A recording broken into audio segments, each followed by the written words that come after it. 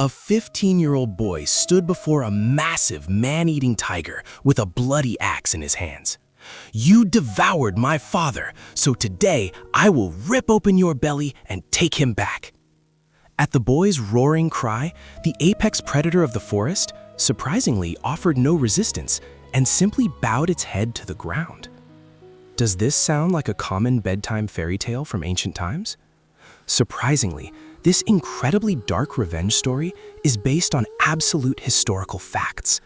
It is the bloody true story of a real historical figure named Choi Nu-baek, whose name is clearly documented in the Goryeo-sa and Samguk-yusa, the greatest official histories of ancient Korea. To the people living on our land centuries ago, a tiger was not just a scary animal. Referred to as the tiger plague, it was an inescapable catastrophe and the sheer violence of nature itself, capable of wiping out an entire village. Choi Sang-jo, the father of Choi Nu-baek and a local official in the Suwon region, went out hunting to protect his village, but was brutally attacked by a tiger. The father died in agonizing pain as his bones were crushed and flesh torn apart.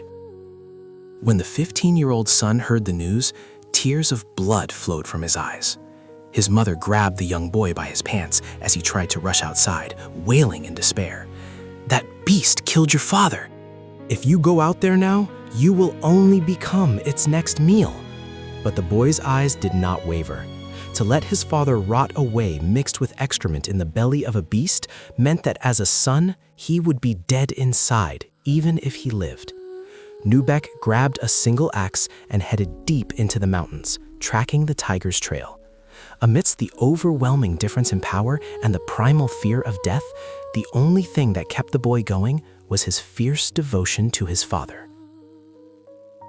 Here, we must note how historical facts and folktales passed down by word of mouth are intertwined.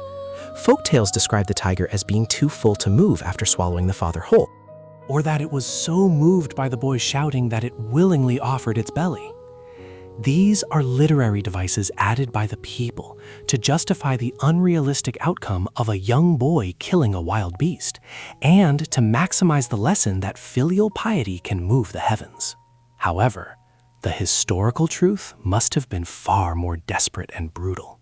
The young boy likely tracked the beast's blood trail relentlessly for days and engaged in a life-or-death bloody struggle when he finally faced it. After smashing the tiger's skull with his axe and ending its life, Nu-baek sliced open the beast's belly with trembling hands. He then pulled out his father's half-digested remains and flesh and ran to a freezing stream to watch them with the utmost care. It was the moment a bloody and cruel revenge was sublimated into a tearfully noble funeral rite. The boy gathered his father's bones and buried them west of Mount Hongbuk, where he built a small hut and mourned for 3 long years. He did not collapse weakly in the face of nature's cruel violence, but maintained his dignity and manners as a human being to the very end. Later, Choi Nu-baek passed the state examination and rose to the position of a royal archivist, recording the nation's history. His unyielding will to face massive trials head-on without running away ultimately became the driving force that led his entire life to success. Today, in Hwasong City of Gyeonggi Province, the tomb and pavilion of Choi Nu-baek stand firmly through centuries of time, honoring the razor-sharp devotion of the boy who slaughtered a beast. There is a profound ancient idiom. It says that supreme devotion can move even the heavens. This is not just a boring old saying telling us to obey our parents. It represents the insane obsession of a boy who did not sink into the despair of losing a loved one, but tore apart immense fear with his own 2 hands.